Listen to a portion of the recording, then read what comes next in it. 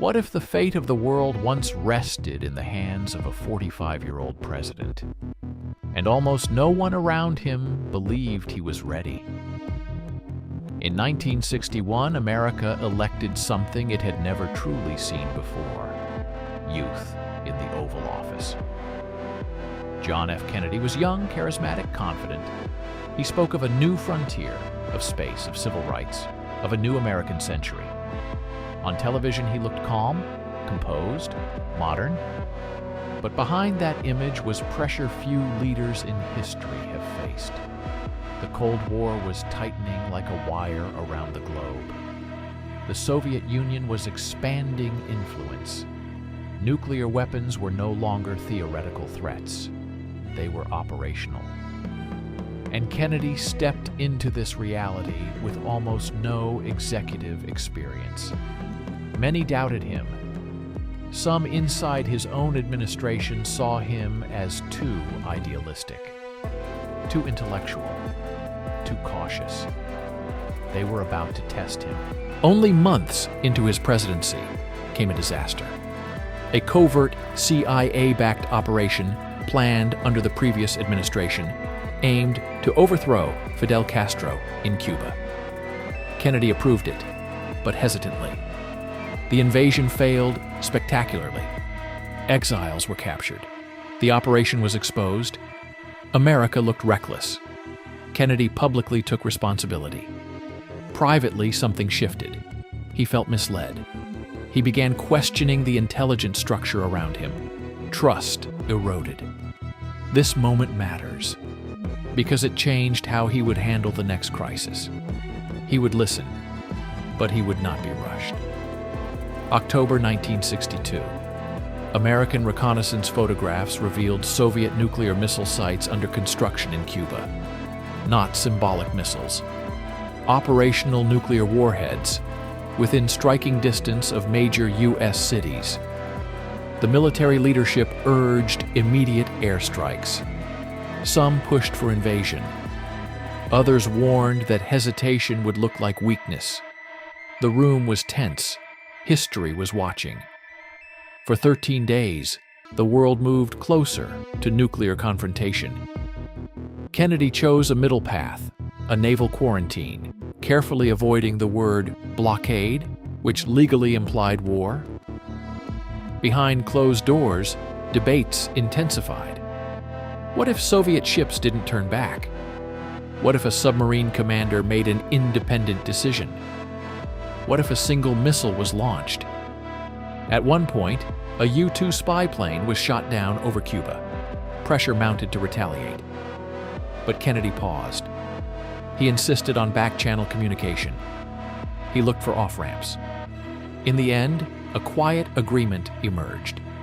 The Soviets would remove missiles from Cuba. The United States would quietly remove missiles from Turkey. Publicly, it looked like a firm American victory. Privately, it was a delicate compromise. The world stepped back from the edge. And something changed. Kennedy began speaking differently. About war. About peace. About coexistence. After the crisis, Kennedy pursued limited nuclear test ban negotiations.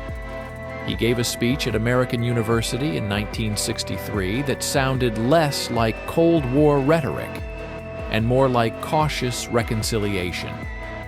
He began reassessing long-term involvement in Vietnam. He pushed more assertively on civil rights legislation. None of this happened in a vacuum. Washington was divided. The military establishment remained hawkish. Intelligence agencies were protective of their authority. Kennedy was evolving. But evolution in politics often creates friction. Was he moving too fast? Too cautiously? In the wrong direction? We can debate policy. But one thing is clear. He was no longer the inexperienced young president of 1961. He had stared at the possibility of nuclear war and chosen restraint. November 22, 1963, Dallas, Texas, a motorcade, crowds lining the streets. campaign season approaching, the shots echoed across Dealey Plaza.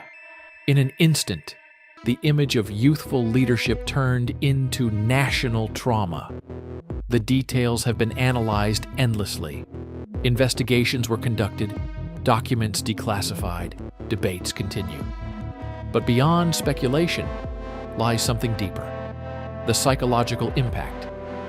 Television had brought the presidency into American living rooms. Now television brought tragedy with it. For many Americans, this was the moment innocence ended. The 1960s grew darker, more polarized, more turbulent. Would Vietnam have unfolded differently? Would civil rights legislation have accelerated or slowed? Would détente with the Soviet Union have deepened sooner? We cannot know. History does not replay itself. We do know is this: Kennedy's presidency was short, but it intersected with one of the most dangerous moments in human history. He was not flawless. He made strategic miscalculations. He trusted advisors who failed him.